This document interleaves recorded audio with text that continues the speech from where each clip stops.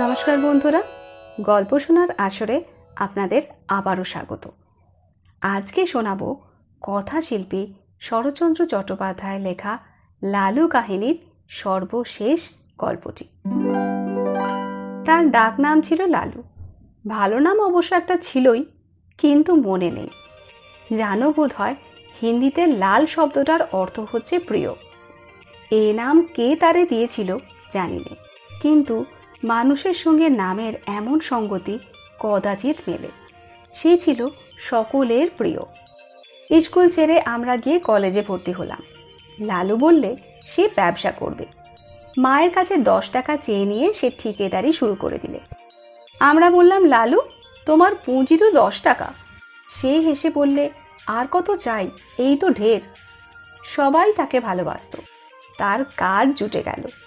তারপরে কলেজের পথে প্রায় দেখতে পেতাম লালু ছাতি মাথায় জন কয়েক কুলি মজুর নিয়ে রাস্তার ছোটোখাটো মেরামতির কাজে লেগেছে।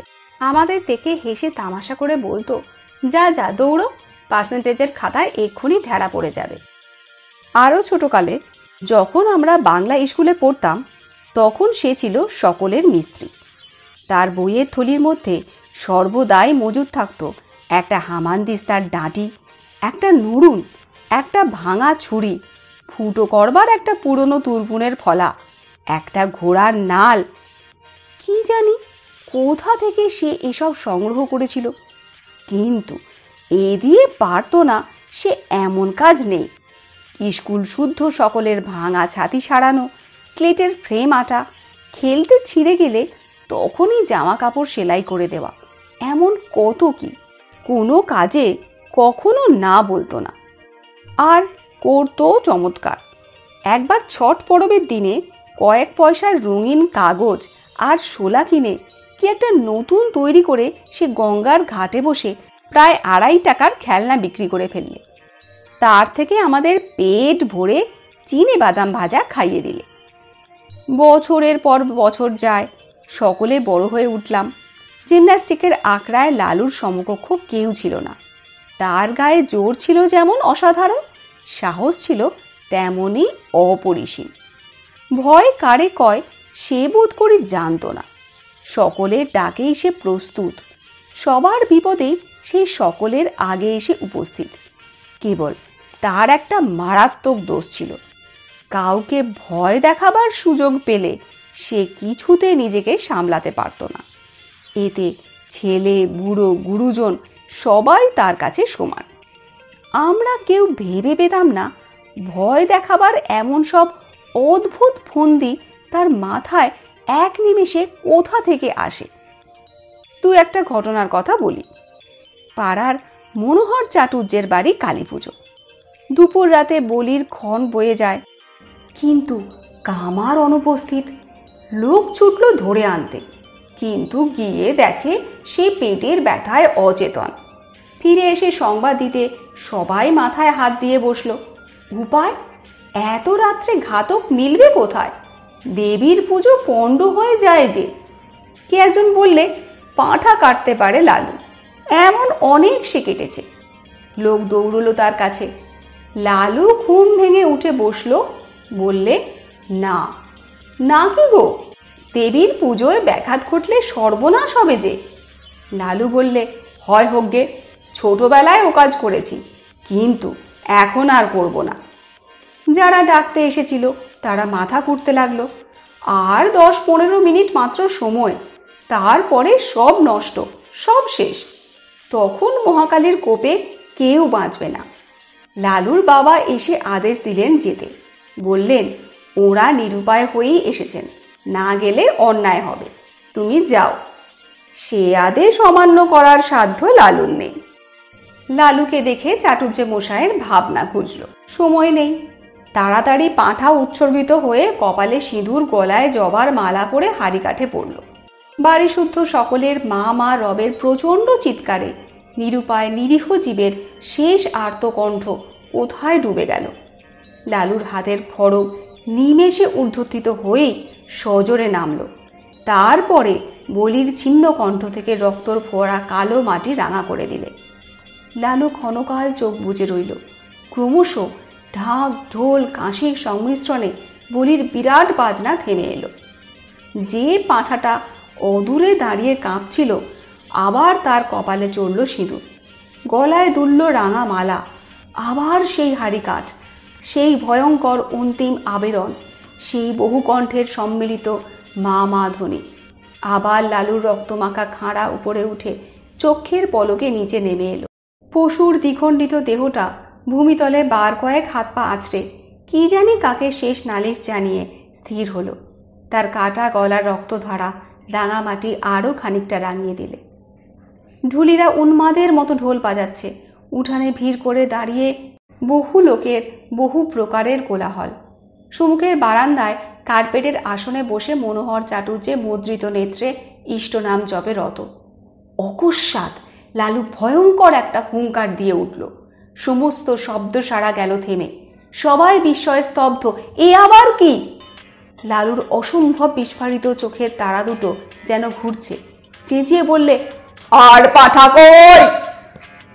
বাড়ির কে একজন ভয়ে ভয়ে জবাব দিলে, আর তো পাঠা নেই, আমাদের শুধু দুটো করেই বলি হয়।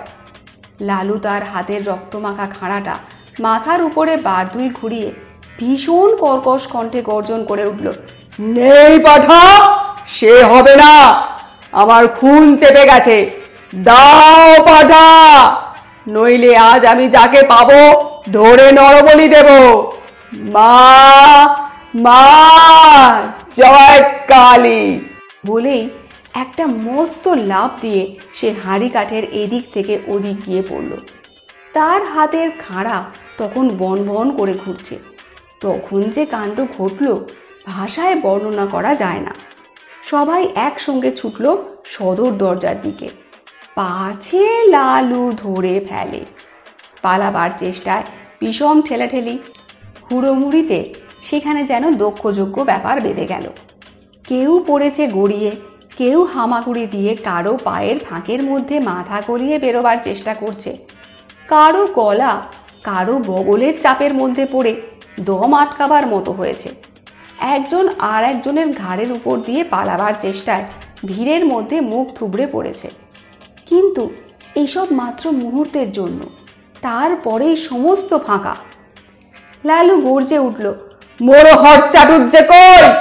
পুরুত গেল কোথায়? পুরুত রোগালোক সে গণ্ডগোলের সুযোগে আগেই গিয়ে লুকিয়েছে প্রতিমার আড়ালে। গুরুদেব প্রশাসনে বসে চণ্ডীপাঠ করছিলেন। তাড়াতাড়ি উঠে ঠাকুর দালানের একটা মোটা থামের পিছনের গা ঢাকা দিয়েছেন। কিন্তু বিপুল আয়তন দেহ নিয়ে মনোহরের পক্ষে ছুটোছুটি করা কঠিন। লালু এগিয়ে গিয়ে বাঁ হাতে তার একটা হাত চেপে ধরলে, বললে, চলো হাঁড়ি কাঠে গিয়ে গলা দেবে। একে তার বজ্র মুষ্টি, তাতে ডান হাতে খাঁড়া। ভয়ে চাটুর্যের প্রাণ উড়ে গেল।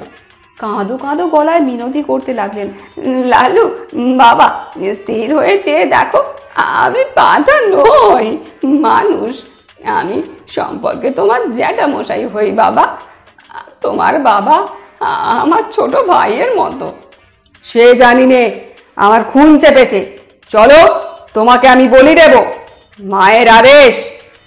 চাটুর্যে টুকরে কেঁদে উঠলেন, না বাবা, মায়ের আদেশ নয়, কখনো নয়, মা যে জগৎ জননী। লালু বললে, জগৎ জননী? সে জ্ঞান আছে তোমার? আর দেবে পাঠা বলি? ডেকে পাঠাবে আমাকে পাঠা কাটতে, বলো। চাটুর্যে কাঁদতে কাঁদতে বললেন, কোনোদিন নয় বাবা, আর কোনোদিন নয়। মায়ের সম্মুখে তিন সত্যি করছি, আজ থেকে আর আমার বাড়িতে বলে বন্ধ। ঠিক তো? ঠিক বাবা, ঠিক। আর কখনো না। আমার হাতটা ছেড়ে দাও বাবা, একবার পায়খানায় যাবো। লালু হাত ছেড়ে দিয়ে বললে, আচ্ছা যাও, তোমাকে ছেড়ে দিলাম, কিন্তু পুরুত পালালো কোথা দিয়ে? গুরুদেব, সে কই?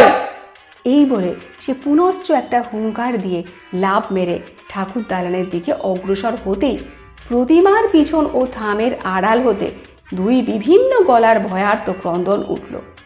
সরু ও মোটায় মিলিয়ে সে শব্দ এমন অদ্ভুত ও হাস্যকর যে লালু নিজেকে আর সামলাতে পারলে না। হা হা হা করে হেসে উঠে দুম করে মাটিতে খাড়াটা ফেলে দিয়ে এক দৌড়ে বাড়ি ছেড়ে পালালো। তখন কারো বুঝতে বাকি রইল না খুন চাপাটাপা সব মিথ্যে, সব তার চালাকি। লালু শয়তানি করে এতক্ষণ সবাইকে ভয় দেখাচ্ছিল। মিনিট 5 মধ্যে যে যেখানে পালিয়েছিল ফিরে এসে জুটল। ঠাকুরের পুজো তখনও বাকি, তাতে যথেষ্ট বিঘ্ন ঘটেছে এবং মহা হইচই কলরবের মধ্যে চাটুজ্জে মশাই সকলের সম্মুখে বারবার প্রতিজ্ঞা করতে লাগলেন, ওই বজ্জাত ছোড়াটাকে যদি না কাল সকালেই ওর বাপকে দিয়ে 50 গাঁট জুতো খাওয়াই তো আমার নামই মনোহর চাটুজ্জে নয়।